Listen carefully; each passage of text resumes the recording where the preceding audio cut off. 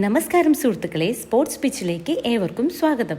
Indian premier league 2026 അതിന്റെ ഏറ്റവും നിർണായകമായ ഘട്ടത്തിലേക്ക് കടക്കുമ്പോൾ ചെന്നൈ സൂപ്പർ കിങ്സ് ക്യാമ്പിൽ നിന്നും അത്ര നല്ല വാർത്തകളല്ല പുറത്തു വരുന്നത്.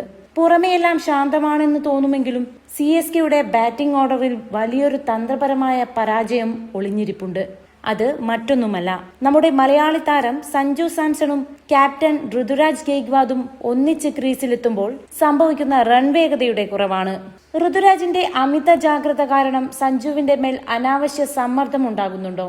സഞ്ജുവിന് ബാറ്റിംഗിൽ കൃത്യമായ ഒരു റോൾ ക്ലാരിറ്റി നൽകാൻ ചെന്നൈ മാനേജ്മെന്റിന് സാധിക്കാത്തത് എന്തുകൊണ്ട്? കാര്യങ്ങൾ കൂടുതൽ വഷളാകുന്നതിന് മുൻപ് CSK വരുത്തേണ്ട ആ വലിയ മാറ്റങ്ങൾ എന്തൊക്കെയാണ്? നമുക്ക് വിശദമായി പരിശോധിക്കാം. ക്രിക്കറ്റിൽ പ്രത്യേകിച്ച് 2020 ഫോർമാറ്റിൽ ഒരു കളിക്കാരന്റെ ഏറ്റവും മികച്ച പ്രകടനം പുറത്തെടുക്കാൻ അയാൾക്ക് ടീമിൽ കൃത്യമായ ഒരു റോൾ ഉണ്ടായിരിക്കണം. ഈ വർഷം നടന്ന 2020 ലോകകപ്പിൽ സഞ്ജു സാംസൺ എങ്ങനെയാണ് പ്ലെയർ ഓഫ് ദി ടൂർണമെന്റ് പദവി വരെ എത്തിയത് എന്ന് നമ്മൾ കണ്ടതാണ്. അതിന് കാരണം ഇന്ത്യൻ ടീമിൽ അദ്ദേഹത്തിന് കൃത്യമായ ഒരു പ്ലാൻ ഉണ്ടായിരുന്നു. എപ്പോൾ ഇറങ്ങണം, എങ്ങനെ കളിക്കണം എന്നതിൽ സഞ്ജുവിന് വ്യക്തതയുണ്ടായിരുന്നു. എന്നാൽ ചെന്നൈ സൂപ്പർ കിങ്സിലേക്ക് എത്തിയപ്പോൾ സഞ്ജു പലപ്പോഴും സമ്മർദ്ദത്തിലാണ് ബാറ്റ് ചെയ്യുന്നത്. 10 മത്സരങ്ങളിൽ നിന്ന് 400-ലധികം റൺസ് അടിച്ചുകൂട്ടി സഞ്ജു തന്റെ ജൈത്രയാത്ര തുടരുന്നുണ്ടെന്നത് സത്യമാണ്. കഴിഞ്ഞ മത്സരത്തിൽ പോലും 87 റൺസോടെ അദ്ദേഹം ടീമിനെ വിജയതീരത്തെത്തിച്ചു. എന്നാൽ ഈ റണ്ണൊഴുക്കിനിടയിലും സഞ്ജുവിന് ഓരോ മത്സരത്തിലും നേരിടേണ്ടി വരുന്ന മാനസിക സമ്മർദ്ദം വളരെ വലുതാണ്.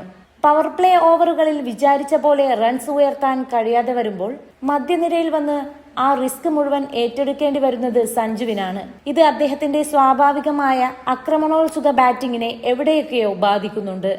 CSK ക്യാപ്റ്റൻ ഋതുരാജ് ഗെയ്ക്വാദ് ഒരു ലോകോത്തര ബാറ്ററാണ് എന്നതിൽ ആർക്കും തർക്കമില്ല. മഹേന്ദ്ര സിംഗ് ധോണിക്ക് ശേഷം ചെന്നൈയെ പക്വതയോടെ നയിക്കാൻ അദ്ദേഹത്തിന് സാധിക്കുന്നുണ്ട്. എന്നാൽ ഈ സീസണിൽ ഋതുരാജിന്റെ ബാറ്റിംഗ് ശൈലി ടീമിന് ഗുണത്തെക്കാളേറെ ദോഷമാണ് ചെയ്യുന്നതെന്ന് പറയാതിരിക്കാൻ വയ്യ. മൈതാനത്ത് അമിത ജാഗ്രതയോടെ വിക്കറ്റ് കളയാതിരിക്കാൻ നോക്കി സിംഗിളുകളിലും ഡബിളുകളിലും മാത്രം ശ്രദ്ധ കേന്ദ്രീകരിച്ച് കളിക്കാനാണ് ഋതുരാജ് ഇപ്പോൾ ശ്രമിക്കുന്നത്. ഒരു ആങ്കർ റോൾ കൈകാര്യം ചെയ്യാനാണ് ക്യാപ്റ്റൻ നോക്കുന്നത്. എന്നാൽ ആധുനിക 2020 ക്രിക്കറ്റിൽ പവർ പ്ലേയിൽ ഇത്തരമൊരു സ്ലോ ബാറ്റിംഗ് വലിയ അബദ്ധമാണ്. പവർ പ്ലേയിലെ ആദ്യ റോളുകളിൽ ഫീൽഡിംഗ് നിയന്ത്രണങ്ങൾ ഉള്ളപ്പോൾ പരമാവധി റൺസ് അടിച്ചുകൂട്ടുകയാണ് വേണ്ടത്. അവിടെ ഋതുരാജ് ഡോട്ട് ബോളുകൾ വരുത്തിവെക്കുമ്പോൾ റൺ റേറ്റ് ഉയർത്താനുള്ള മുഴുവൻ ഭാരവും സഞ്ജുവിന്റെ തോളിലേക്ക് വീഴുന്നു. സഞ്ജു ക്രീസിലെത്തുമ്പോൾ തന്നെ ടീമിന്റെ റൺ റേറ്റ് കുറവായിരിക്കും. അതുകൊണ്ട് തന്നെ ആദ്യ പന്ത് മുതൽ വലിയ ഷോട്ടുകൾക്ക് മുതിരാൻ സഞ്ജു നിർബന്ധിതനാകുന്നു. ഈ അനാവശ്യ സമ്മർദ്ദം കാരണം സഞ്ജു അനാവശ്യ ഷോട്ടുകൾക്ക് ശ്രമിച്ച് വിക്കറ്റ് കളയുന്ന സാഹചര്യങ്ങൾ നമ്മൾ കണ്ടിട്ടുണ്ട്. ഋതുരാജ് നൽകുന്ന ഈ സ്ലോ സ്റ്റാർട്ട് CSKക്ക് വലിയ രീതിയിൽ തിരിച്ചടിയായി മാറുന്നുണ്ട്. നമ്മൾ അല്പം പിന്നോട്ട് ചിന്തിച്ചാൽ 2020 ലോകകപ്പിൽ അഭിഷേക് ശർമ്മയ്ക്കൊപ്പം സഞ്ജു സാംസൺ ഓപ്പൺ ചെയ്തപ്പോൾ ആ അവിശ്വസനീയമായ തുടക്കങ്ങൾ ഓർമ്മയുണ്ടാകും. അഭിഷേക് ശർമ്മ ആദ്യ പന്ത് മുതൽ ബൗളർമാരെ തല്ലിച്ചതയ്ക്കുമ്പോൾ സഞ്ജുവിന് ക്രീസിൽ നിലയുറപ്പിക്കാൻ ആവശ്യത്തിന് സമയവും പന്തുകളും ലഭിച്ചിരുന്നു. അഭിഷേകിന്റെ ആ അഗ്രസീവ് ബാറ്റിംഗ് സഞ്ജുവിന്റെ മേലുള്ള 50% സമ്മർദ്ദവും ഇല്ലാതാക്കിയിരുന്നു. ആ ആത്മവിശ്വാസത്തിലാണ് സഞ്ജു പിന്നീട് വൺ ഡൗൺ ആയോ ഓപ്പണറായോ വന്ന് സെഞ്ചുറികൾ അടിച്ചുകൂട്ടിയത്. ഈ ഒരു ഫോർമുലയാണ് ഇപ്പോൾ ചെന്നൈ സൂപ്പർ കിങ്സിന് നഷ്ടപ്പെട്ടിരിക്കുന്നത്. ഋതുരാജിനെ പോലെ സാവധാനം കളിക്കുന്ന ഒരു താരത്തിനൊപ്പം സഞ്ജു കൂട്ടുചേരുമ്പോൾ രണ്ടുപേരും ഒരേ ശൈലിയിലേക്ക് ഒതുങ്ങിപ്പോകാൻ സാധ്യതയുണ്ട്. അതുകൊണ്ട് തന്നെ സഞ്ജുവിന് മേലുള്ള സമ്മർദ്ദം കുറയ്ക്കാൻ ആദ്യ പന്ത് മുതൽ ആക്രമിച്ചു കളിക്കാൻ കെൽപ്പുള്ള ഒരു പാർട്ട്ണറെയാണ് ചെന്നൈ കണ്ടെത്തേണ്ടത്. ഈ പ്രതിസന്ധി മറികടക്കാൻ CSK മാനേജ്മെന്റിന്റെ മുന്നിൽ വ്യക്തമായ ചില വഴികളുണ്ട്. ഋതുരാജ് ഗെയ്ക്വാദിനെ ഓപ്പണിംഗിൽ നിന്നും മാറ്റി വൺ ഡൗൺ ആയോ ടോ ഡൗൺ ആയോ ഇറക്കുക എന്നതാണ് ആദ്യത്തെ തന്ത്രം. പകരം സഞ്ജുവിന് കൂട്ടായി ഒരു അഗ്രസീവ് യുവ ഓപ്പണറെ കളത്തിലിറക്കണം. ചെന്നൈ ടീമിൽ അതിന് അനുയോജ്യരായ 2 താരങ്ങളുണ്ട്. ആഭ്യന്തര ക്രിക്കറ്റിൽ ഭയമില്ലാതെ പന്തടിച്ച് പറത്തുന്ന യുവ പ്രതിഭയാണ് ആയുഷ്. പവർ പ്ലേ പരമാവധി വിനിയോഗിക്കാൻ അദ്ദേഹത്തിന് സാധിക്കും. സഞ്ജുവിനൊപ്പം ആയുഷ് ഓപ്പണിംഗിലെത്തിയാൽ പവർ പ്ലേയിൽ തന്നെ ചെന്നൈക്ക് വലിയ സ്കോറുകൾ കണ്ടെത്താനാകും. പക്ഷെ പരിക്ക് പറ്റിയതിനാൽ ആയുഷിനെ കളിക്കാൻ ഇറക്കാൻ പറ്റില്ല. ആദ്യ പന്ത് മുതൽ ബൗണ്ടറികൾ കണ്ടെത്താൻ കെൽപ്പുള്ള ഉർവിലിനെ സഞ്ജുവിന് കൂട്ടായി നൽകിയാൽ അത് പഴയ സഞ്ജു അഭിഷേക് ശർമ്മ കൂട്ടുകെട്ടിന് സമാനമായ വെടിക്കെട്ട് ചെന്നൈക്ക് സമ്മാനിക്കും. ഇത്തരമൊരു അഗ്രസീവ് ഓപ്പണർ വരുന്നതോടെ സഞ്ജുവിന് തന്റെ സ്വാഭാവിക ശൈലിയിൽ കളിക്കാം.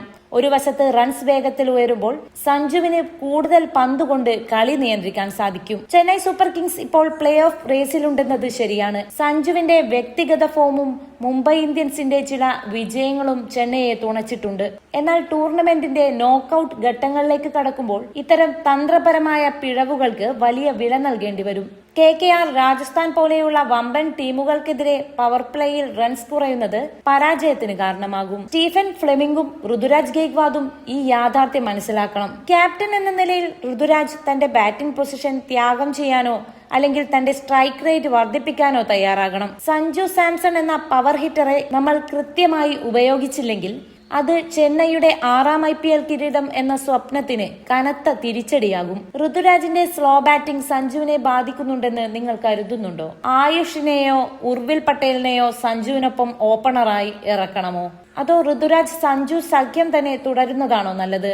നിങ്ങളുടെ വിലയേറിയ അഭിപ്രായങ്ങൾ താഴെ കമന്റ് ചെയ്യൂ. കൂടുതൽ കൃത്യതയാർന്ന ക്രിക്കറ്റ് വിശകലനങ്ങൾക്കും സഞ്ജു സാംസൺ വിശേഷങ്ങൾക്കുമായി സ്പോർട്സ് പിച്ച് ലൈക്ക് ചെയ്യാനും സബ്സ്ക്രൈബ് ചെയ്യാനും മറക്കരുത്.